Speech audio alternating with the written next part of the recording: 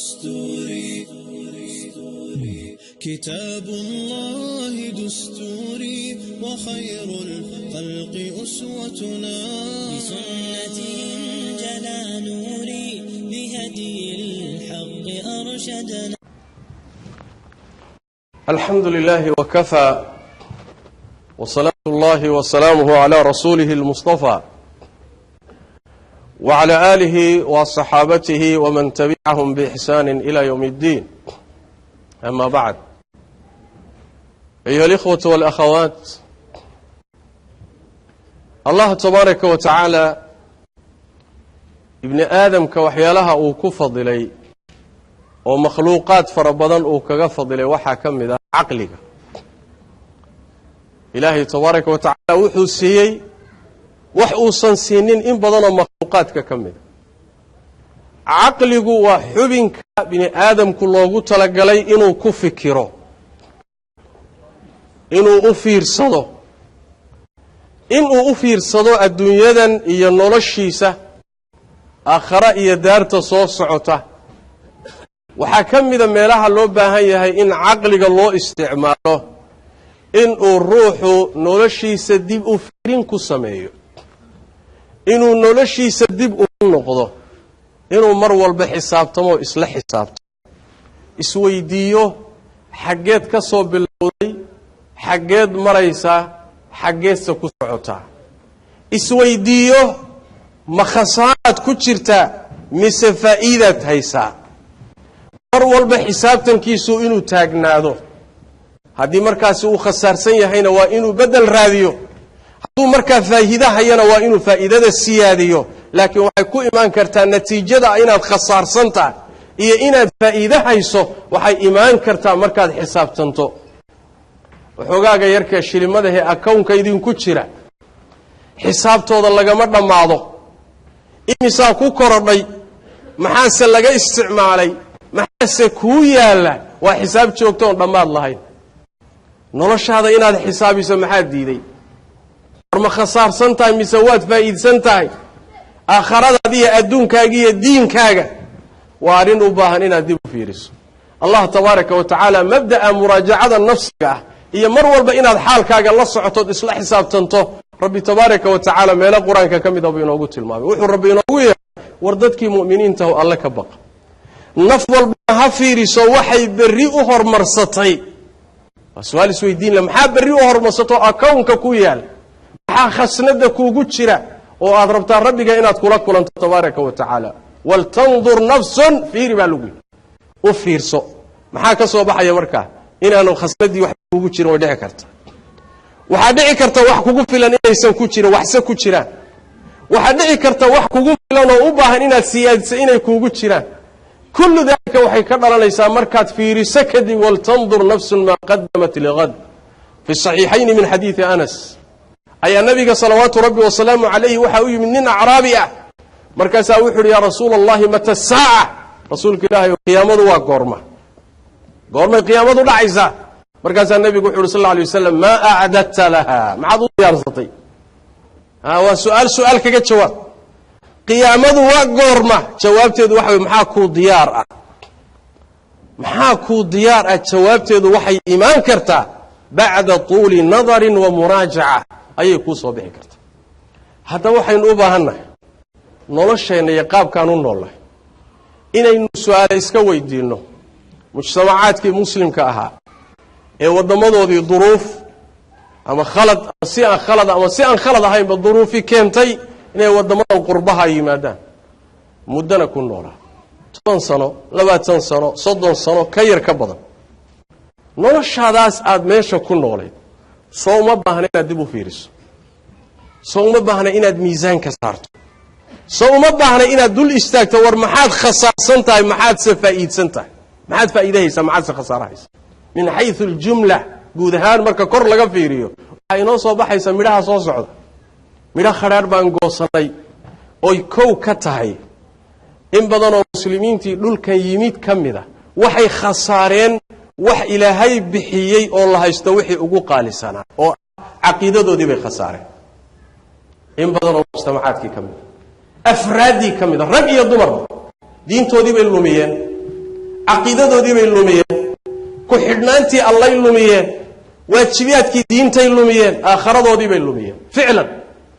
taas daraaddeed qaar badan diintoodii iyo dhaqankoodii waa ka tageen waa khasaaro weyn oo wax loo dhiga lahay in badan inaga mida waa ka sokaynaa heerka oo mayna caqiidadii iyo diintii oo dhan bedelin laakiin dhaawac baa ina gaadhay iimaankeenii baa isdhimay cadaadiska nagaga imaanaya saamaynta ka imaanaysa mujtamacaadkan aan ku dhex nool lah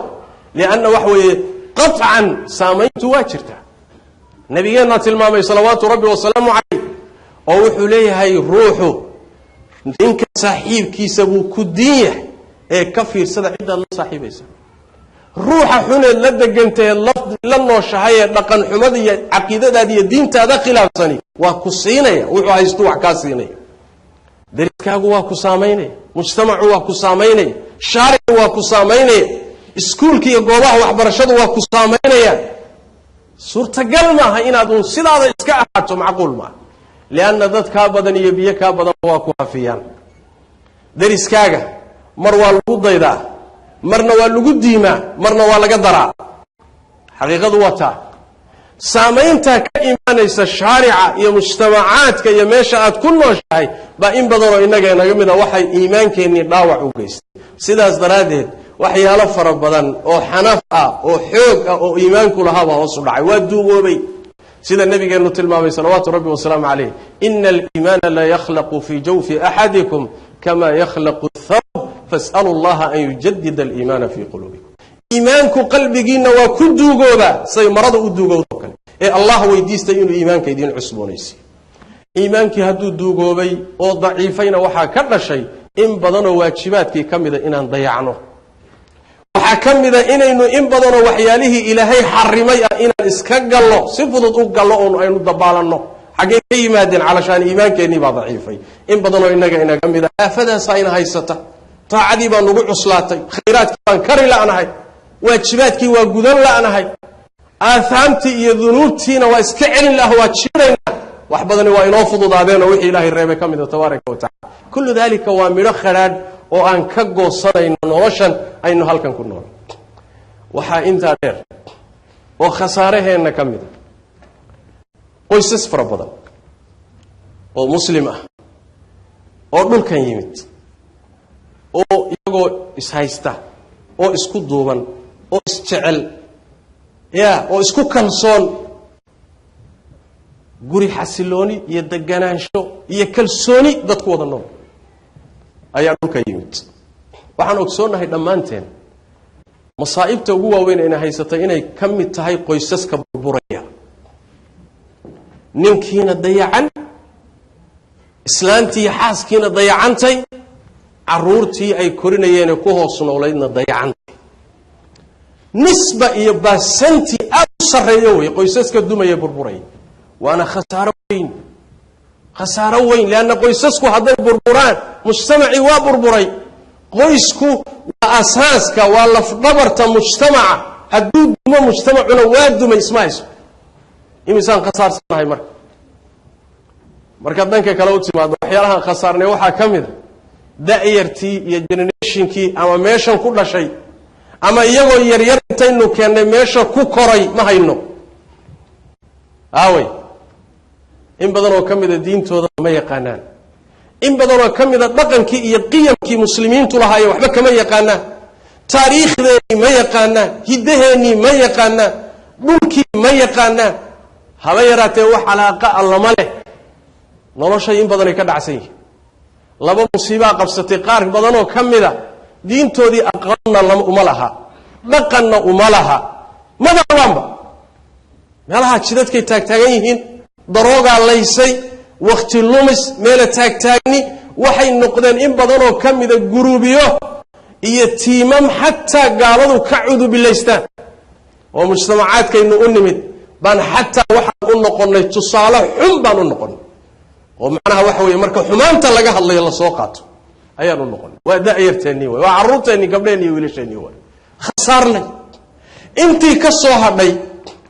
oo waxoogaa masaajidda iyo khayrka ku xidhnay oo qoysaska yaro roon ka yimid ayagana aafo waxaa u soo baxday la yidhaahdo afkaar shaati diineed qabta oo magaca jihaad huwan oo diinta ka fog oo dhiiggii muslimka iyo xoolahoodii iyo dalkoodaba xalaashanaysa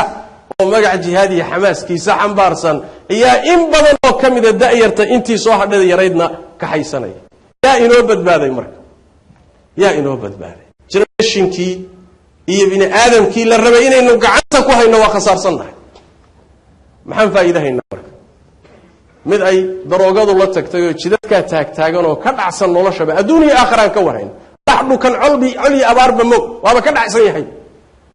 iyo mid ay dabaylahaas iyo mawjadahaasi qaateen. inta soo hadhay boqolkiiba hal ma dhanna. markayna nafteenna run u sheegno oynu beenta iska dayno, ma khasaarsannahay mise waan faa'iidnay? waa khasaarsannahay. wa hadihi alxaqiiqa. maaweelada beentaa markaad ka baxda iyo filimka aan waxba ka jirin, xaqiiqadu waxa weeye waad khasaarsantah. waxaynu khasaarnay sidoo kale qiyamkii akhlaaqiga ah. diinteenna asalkeedu waa akhlaaq. nebi maxamed salawaatu rabbi wasalaamu caleyh wixii alla u soo diray waxyaalaha ugu muhiimsan wuxuu ahaa inuu akhlaaqda wanaagsan xaqiijiyo, inuu dhammaystiro salawaatu rabbi wasalaamu caleyh. saas daraaddeed baa ummaddii hore waxay ahayd dhaqanka iyo akhlaaqda iyo qiyamka iyo wanaagga iyo suluuga dad lagaga dayday ahaayeen. ducaad bay ku ahaayeen, qayrkood baa ku soo raaci jiray, ummadaha ku soo islaami jiray, ayaga dhexdoodaa ku dhaqmi jiray, ummadaha kaley kula dhaqmi jireen, dad la yaqaanay ahaayeen. aaway dhaqankii iyo khuluqii aaway, akhlaaqdii wanaagsaneed aaway. waa luminay iyada ilaa aan noqonnay madrabu lmathali suu, laysa lana mathalu saw. tusaale xun aan noqonnay oo mujtamacaadku xataa guryaheenna iyo dhaqankeenna iyo tasarufkeenna iyo sidaynu yani waxa wey ay laba yaaban yihiinba. ayagii baa inala yaaba, waa laynaga cudubilaysanaya. dhaqankii iyo akhlaaqdii wanaagsanaa lumin, caruurtii iyo da'ertii iyo generationkii kacayay luminay, in badani waajibaadkii iyo luminay. wax badan baa inaga muuqan. haddaan isweydiino on idhaahno marka taa waa la aragnaayo waa ku khasaarsannahay, laakiin dhankii adduunyada faa'iido ma hayna. ya dhankii adduunyada faa'iido ma hayna, maxaynu haynaa? waa su-aal isweydiin. war maxaa la hayaa? waa su-aal u baahan inay naftaada ku noqnoqoto, ruux walba inuu ismiisaamo. war maxaad haysaa? maxaa faa'iidaa? maxaa ribix ah? hadday kuu soo baxdo war waxoogaagan yarkee maaweelada indhasaraxaadka ah, sandareeradan yarta ah, khasaaraha aad ku jirtaa ka weyn hadday kuu soo baxdo, halkaasaa waxaa ka dhalanaysa natiijo ah xal ma jiri karaa. inaad isweydiiso war xal ma jiri karaa? ya sidan si dhaanta ma jiri kartaa? inaad markaasi fikirto ood fiiriso ood baadho ood raadiso oo aad tidhahdo war sidan si ma dhaami kartaa, meeshan meeli ma dhaami kartaa, qaabkan qaab ma dhaami karaa. markaad fikirtood rabbi kaashatana xuluul badan baa kuu soo baxaysa. laakiin mid baa khatar ah, adiga oo khasaarsan haddana inaad ismoog tahay oo sidaa isaga socoto, taa natiijadeedu waxa wey waa khasaaro ka daran oo khaatumo xumo ah. gurigaagii weyday, caruurtaadii weyday, reerkaagii weyday, diintaadii dhaawac baa gaadhay markay ugu yartaa. xageed kusii socotaa marka? waxaad ku socotaa khaatumo xunna waa kusii socotaa. soo isdabaqabasho ma lihid marka. allah tabaaraka wa tacaala qur-aanka kariimka wuxuu ku leeyahy dadka aan rajaynaynin oon ka cabsanaynin la kulankayga ku talagasharay ba inay naygay la kulmayaan. adduunkana raalli ku noqday, kuna xasilay. xogaagaa deegaanka, xogaagaa soo dhacahaya, xogaagaa caafimaadka, xogaagaa dhaldhalaalka. waraduu bilxayaati dunya watma'anuu biha. intaasay ku xasileen. allah wuxuu ihi tabaaraka wa tacaala aayaadkaygana moogba kama warhayaan, waaba moog yihiinba, haafiliin wey. allah wuxuu ihi tabaaraka wa tacaala kuwaasi hoygoodu waa naar. wax kastood khasaartana khasaaraha ugu weyn waa inaad ilaahay cadaabkiisa iyo cadhadiisa aad gasho oo aad cadaab ka gashood jannada ilahay ka qado tabaaraka wa tacala iyo radihiisa. saas masaladaasi waxay idinku baraarujinaya marka walaalayaal. muhiimadaydu waxa weeye inaan idinku baraarujiyo warba hal xisaabtamo, warbal kafada saara. ma khasaaraan ku jirnaa 20 sano kadib, 30 sano kadib, 10 sano kadib? natiijadu maxay tahay? hal hiya khasaara am faa'ida? hadday kuu soo baxdo waa khasaarsanta, dee xal raadi. yaa jidkan ilaahay ma qasbin tabaaraka wa tacaala, intaasoo jid baa furan. ilaahayna tabaaraka wa tacaala intaasoo xal buu furay. haddii aad ku qanacsan tahay dee waabaad faa'iidayna, dee faa'iidada midhaheeda guro. maalinkeedaan u tegi doonnaa insha allahu tacaala. haddaad isleedahay weli faa'iidaad ku jirtaa oo filimka been ku daaran yahayna waa meesheeda laakiin ficlan nataa'ijta aan ka hadlayno haddaynu gacanta ku hayno su'aal baa imaanaysa muraajacatu nafsi sameeyo maxaa xal ah war maxaa laga bedeli karaa yaa xil ka saaran yahay arrinta iyada ka wuxuu xil ka saaran yahay waalidka laba wuxuu xil ka saaran yahay culimada iyo ducaada ummadda dhex joogta mas'uuliyadoodu waa ka weyn tahay mas'uuliyad kastoo dhan ninka culimada wax garanaya daaciga diinta ilaahay yaqaan ummadda sidan u baaba'aysa ku dhex nool caruurtoodii arkaya guryahoodii arkaya burburkooda arkaya inta diinta ka socotay aakhiradooda luminaysa dhex taagan haddana maca dalika aan dareen iyo xilkasnimo lahayn mas-uuliyatuhu alcudma cid ka mas-uuliyad ma jiro amaama allah waa mas-uulka ugu weynee la weydiin doono way war ummaddan jahliga ku sameey waad la dhex joogtay maxaad waxu badbaadin wey marka inaad iska ciyaarto ood iska qososho oo aadan danaynin oo aad ciyaarto xaaladaasina aad ku dhex nooshahay ilaahay tabaaraka wa tacaala hortiisa waxaad ku jawaabi lahayd inaad diyaarsataad u baahantay allah baa wax ku fahansiiyey cilmiga kuu hibeeyey garashada ku siiyey xil siyaada ah ku saaray kuguna imtixaanay ummadda iyo xaaladda inaad dhex timaado aaway mowqifkaagii waalidka carruurta dhalay badweynta ku soo dhex tuuray garbaha ka xidhay badda iyo biyaha ku dhex tuuray ee yidhi iyaaka an tabtalla bilmaa biyaha iska jiriin biyaha iska jir ilmo yar oon caqligiisu dhammayn oon garashadiisi iyo garaadkiisu dhammayn oo waaye arag ahayn oo badweynta inta lagu soo tuuray la yidhi biyaha iska ilaaliya qoyaankooda adigana mas-uuliyadooda baa ilahay agtiisa kuu taala yaa ayuha aladiina aamanuu quu anfusakum waahlikum naara waquuduha annaasu walxijaaratu calayha malaa'ikatun ghilaadun shidaad kullukum raacin وكلكم مسؤول عن رعيته صلوا وسلموا على خاتم الأنبياء والمرسلين اللهم صل وسلم وبارك على عبدك ورسولك محمد وعلى آله وصحبه أجمعين وارض اللهم عن الصحابة والتابعين وتابعيهم ومن تبعهم بإحسان إلى يوم الدين اللهم إنا نسألك الهدى والتقى والعفاف والغنى ربنا ظلمنا أنفسنا وإن لم تغفر لنا وترحمنا لنكونن من الخاسرين اللهم يا حي يا قيوم برحمتك نستغيث ردنا إليك ردا جميلا ووفقنا لما تحب وترضى اللهم إنا نسألك الخير كله عاجله وآجله ما علمنا منه وما لم نعلم ونعوذ بك من الشر كله عاجله وآجله ما علمنا منه وما لم نعلم اللهم إنا نسألك الجنة وما قرب إليها من قول وعمل ونعوذ بك من النار وما قرب إليها من قول وعمل يا ابن آدم أحبب من شئت فإنك مفارقه واعمل ما شئت فإنك مجزي به وكن كما شئت فكما تدين تدان وسبحانك اللهم وبحمدك أشهد أن لا إله إلا أنت أستغفرك وأتوب إليك وأقم الصلاة